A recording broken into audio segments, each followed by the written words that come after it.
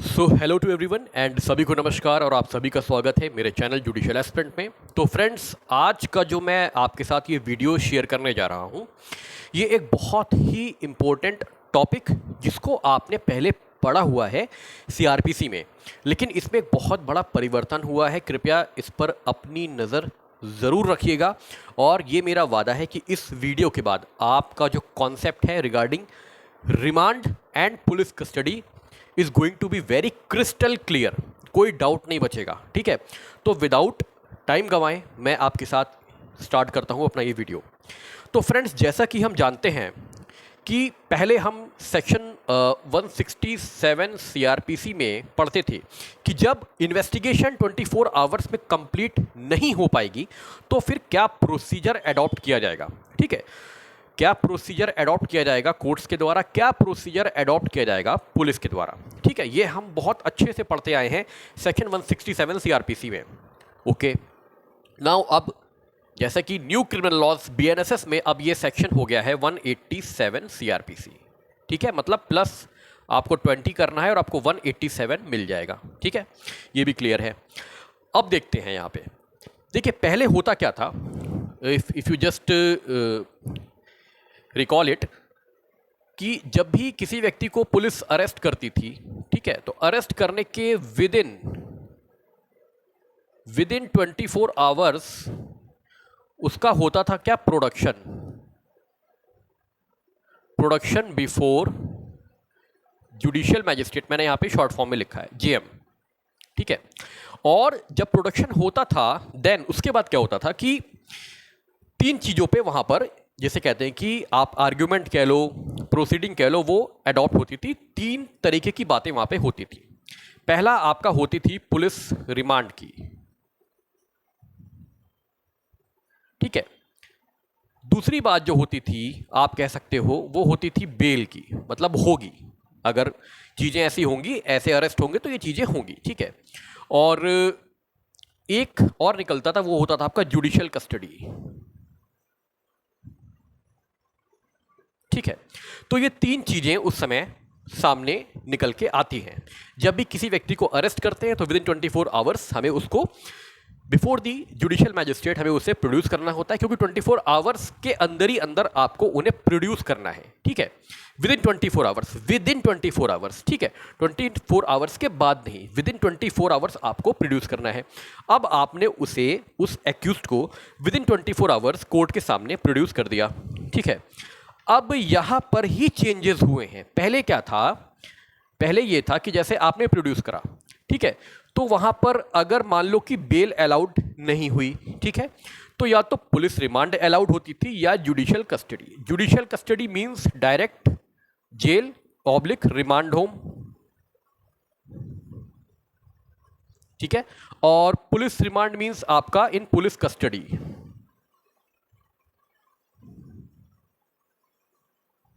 Is that clear? चलिए, I think it is perfectly visible. Okay, तो ये होता था। अब यहां पे होता क्या था कि जैसे मान लीजिए कि बेल रिफ्यूज कर दी, बेल नहीं दी, ठीक है, तो या तो पुलिस रिमांड देंगे या पुलिस जुडिशियल कस्टडी देंगे। ठीक है, अब यहां पर हम देखते थे ऑफेंस क्या है। ठीक है, ऑफेंस, यदि ऑफेंस 2 साल से ज्यादा का है, मतलब आप ये कह सकते हो कि ऑफेंस कैसा है, 10 ईयर से कम का है, 10 ईयर से कम का है, जिसकी पनिशमेंट 10 साल से कम की है, या कोई ऑफेंस कैसा है जो कि 10 ईयर्स टू डेथ सेंटेंस भी आप कह सकते हो,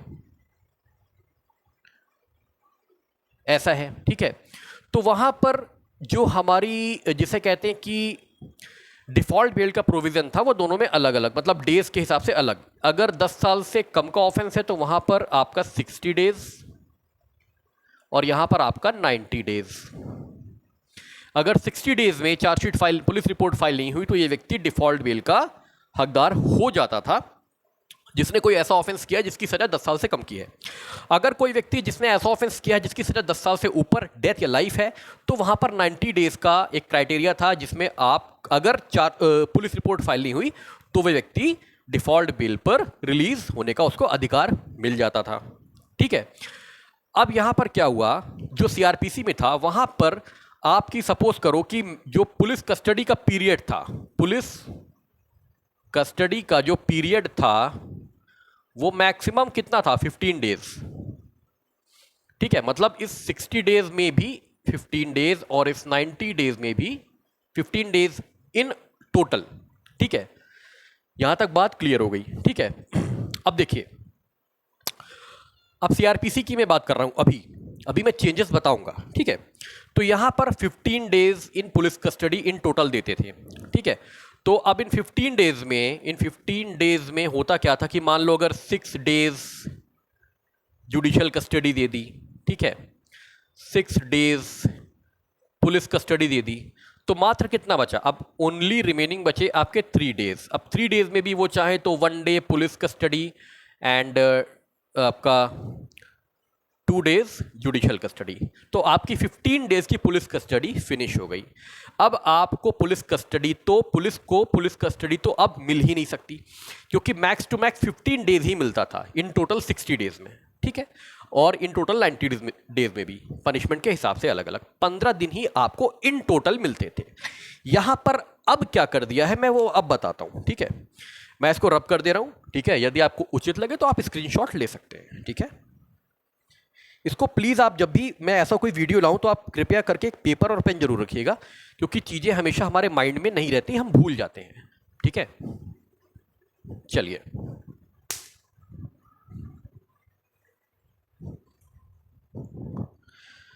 जस्ट अ सेकेंड। अब देखिए, अब का क्या है प्रावधान। जैसे किसी व्यक्ति को अरेस्ट किया, मैं सीधे यहां लिखता हूं प्रोड्यूस कर दिया। ठीक है, अरेस्ट किया और प्रोड्यूस किया।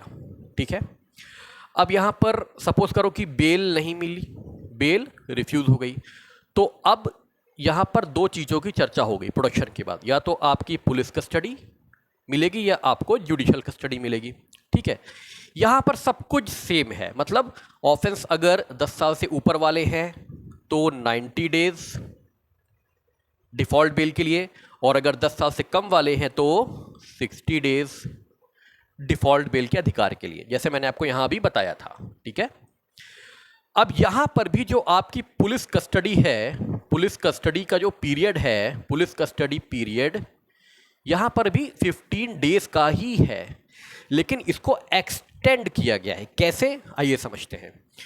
अब जहां पर आपका 60 डेज था, मतलब 10 साल से कम की सजाओं वाला ऑफेंस किसी ने किया था, तो 60 डेज में अगर पुलिस रिपोर्ट फाइल ना हो तो डिफॉल्ट बेल का वो अधिकारी हो जाता है, डिफॉल्ट बेल पर वो रिलीज हो सकता है, उसका राइट है। तो 60 डेज में आप 40 डेज लोगे, क्यों ले रहे हो अभी बताता हूं, और यहां 90 डेज में आप 60 डेज लोगे। किस लिए, केवल इसकी कैलकुलेशन के लिए, 15 डेज की कैलकुलेशन के लिए। भले यहां पे इन टोटल डिटेंशन पीरियड 90 और 60 डेज है, लेकिन आप इस 15 डेज को कैलकुलेट करने के लिए 90 में आप 60 डेज लोगे एंड 60 में आप 40 डेज लोगे, बिकॉज ऑफ केवल इसकी कैलकुलेशन करने के लिए। और ये आपका प्रोविजन में दिया हुआ है, बीएनएसएस में दिया है, ये मैं अपने मन से नहीं बना रहा हूं, ये हमें कैलकुलेशन, ये हमें 60 और 40 डेज लेना ही पड़ेगा, हमारी मजबूरी है, क्योंकि बीएनएसएस में ऐसा दिया गया है। ठीक है, अब आगे बढ़ते हैं। आई थिंक यहां तक आप लोगों को क्लियर हुआ होगा। ठीक है, अब देखिए, यहां पर जैसे ही प्रोडक्शन कर दिया गया, ठीक है, अब मान लीजिए कि मजिस्ट्रेट साहब ने, जैसे कि मान लीजिए ये व्यक्ति को अरेस्ट किया गया है। ठीक है, आज यहां पे अरेस्ट हुआ, ठीक है, यहां पे प्रोड्यूस किया, ठीक है, यहां पे प्रोडक्शन हुआ, तो यहां पर प्रोडक्शन हुआ, तो यहां पर दे दिया आपका 7 डेज की, 7 डेज की क्या दे दी, पुलिस कस्टडी। फिर यहां पर प्रोडक्शन हुआ, मैं पी लिख दे रहा हूं केवल, यहां पे आपकी 3 डेज की पुलिस कस्टडी दे दी। फिर यहां पे प्रोडक्शन हुआ, यहां पे आपकी 10 डेज की जुडिशियल कस्टडी दे दी। ठीक है, अब हमें यहां पे निकालना है कि हमारे पास कितनी दिन की पुलिस कस्टडी और बची है। कैलकुलेशन ऑफ पुलिस कस्टडी यहां पर हम कर रहे हैं। ठीक है, यहां तक क्लियर है। चलिए मैं यहां पे लिख देता हूं। अब देखिए, चूंकि अब यहां पर हम देखेंगे कि ऑफेंस की पनिशमेंट क्या थी। मान लो कि अगर किसी ऑफेंस की पनिशमेंट 10 साल से कम की थी, कम थी, मतलब 10 साल से कम पनिशमेंट वाला ऑफेंस किसी व्यक्ति ने किया था, तो हम यहां पे ले लेंगे 40 डेज। ठीक है, अब 40 डेज हमने ले लिया। अब आप यहां पर पुलिस कस्टडी काउंट करिए। ठीक है, तो देखिए आप लिखिए यहां पे पुलिस कस्टडी यहां पे दी गई है, पुलिस कस्टडी यहां पे दी गई है, तो 7 डेज एंड 3 डेज। ठीक है, मैं इसे 1 मिनट मिटा देता हूं। यहां पे 7 PC plus 3 PC equal to 10 PC। ठीक है, और यहां पर जुडिशियल कस्टडी कितनी दी गई है? 10 दिन की, 10 JC। ठीक है, तो 10 JC, 10 दिन की PC और 10 दिन की JC। ठीक है, टोटल हमको 40 डेज में से ही लेना है। Calculation of PC police custody के लिए टोटल हमको 40 डेज ले ही लेना है। तो यहां पर अब हम क्या करेंगे, 40 days minus 10 plus 10 equal to 20। 40 days minus 20 days, बचे कितने? 20 डेज। इस 40 में से कितने दिन बचे? मात्र 20 डेज बचे, क्योंकि 10 दिन की PC मिल गई, 10 दिन की JC मिल गई। तो अब जो हमारी बची है PC, भाई हमने कितनी 7 डे की PC यहां मिली हमें पुलिस कस्टडी, 3 दिन की पुलिस कस्टडी यहां, तो यहां पर आपकी टोटल 10 दिन की आपको पुलिस कस्टडी मिल गई। बची कितनी? रिमेनिंग कितनी है? 5 दिन की पुलिस कस्टडी। तो जो ये 5 दिन की पुलिस कस्टडी है, वो आप जो ये बचे हुए दिन है आपके 20 दिन, इन 20 दिन में से कभी भी आप इन 5 दिन की पुलिस कस्टडी ले सकते हैं। समझ में आई बात आपको? अगर यही मैं 90 दिन का कर दूं, मान लीजिए कि ऑफेंस जो है वो 10 साल से ऊपर वाली पनिशमेंट का है, तो आप 90 डेज पे आओगे। 90 डेज पे आने के बाद आप यहां पे लिखोगे 60 डेज, और सेम ही ले रहा हूं मैं यहां पर 60 डेज आपके पास है। 90 डेज में आप 60 डेज पे आओगे, calculation of 15 days police custody के लिए। ठीक है, तो अब आप यहां देख लो, मैंने कैलकुलेशन ऑलरेडी करा हुआ है। 7 day PC plus 3 day PC equal to 10 day PC और 10 डे आपकी JC जुडिशियल कस्टडी। तो अब आप यहां क्या करोगे? 60 डेज इन टोटल है, 60 माइनस 20 डेज। ठीक है, 60 माइनस 20 कितना बचा? 40 डेज। कितने दिन की जुडिशियल कस्टडी हम और ले सकते हैं? कितने दिन की हमारी और बची है? 5 दिन की पुलिस कस्टडी हमारी और रिमेनिंग है। तो हम इन 40 डेज में कभी भी इन 5 डेज की पुलिस कस्टडी ले सकते हैं। ये जो मैंने आपसे बात करी है अभी, ये केवल और केवल जुडिशियल कस्टडी की बात करी है। इसमें पुलिस कस्टडी की कैलकुलेशन मैं अभी आपको बाद में बताऊंगा। ठीक है, तो ये केवल जुडिशियल कस्टडी की ही बातें मैंने आपसे करी हैं। 40 दिन और 60 दिन का एक्सटेंशन दिया गया है। मतलब पहले होता क्या था कि पुलिस को बांध दिया जाता था कि 15 डेज, शुरुआत के 15 days from the date of production, जो 15 डेज स्टार्टिंग के थे उसी में आपको पुलिस कस्टडी मिल सकती थी।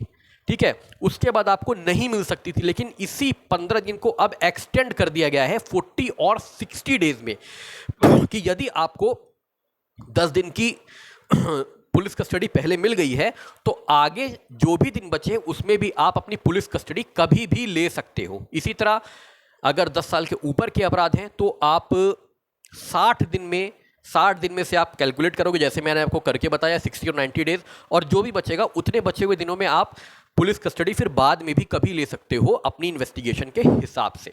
ठीक है, तो फ्रेंड्स ये जो मैंने आपसे बात करी है अभी, ये केवल और केवल मैंने आपसे पुलिस कस्टडी की बात करी है। जुडिशियल कस्टडी का कैलकुलेशन मैंने आपको नहीं बताया है। ठीक है, तो आई थिंक आपको ये क्लियर हुआ होगा। यदि किसी को डाउट है तो वो कमेंट सेक्शन में कमेंट जरूर करें, लेकिन इस बात को आप जरूर समझ लेना कि अब हमें कैलकुलेशन कैसे करना है पुलिस कस्टडी और जुडिशियल कस्टडी का। ठीक है, क्योंकि पहले डायरेक्ट 15 डेज का था तो उसमें कोई भी ऐसी कंफ्यूजन नहीं थी, लेकिन अब यहां पर मैटर थोड़ा सा चेंज हुआ है। पुलिस की इन्वेस्टिगेशन में थोड़ी सी मदद यहां पर एक तरह से कर दी गई है एक्सटेंशन करके 40 और 60 डेज। ठीक है, तो आई थिंक आपको ये डाउट क्लियर हुए होंगे।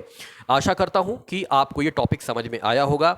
इसी तरीके के बहुत ही इंपॉर्टेंट कॉन्सेप्चुअल टॉपिक्स मैं आपके साथ लेकर आऊंगा। कृपया करके आप चैनल को लाइक, सब्सक्राइब, शेयर जरूर करिए, जिससे कि हमें मोटिवेशन मिले।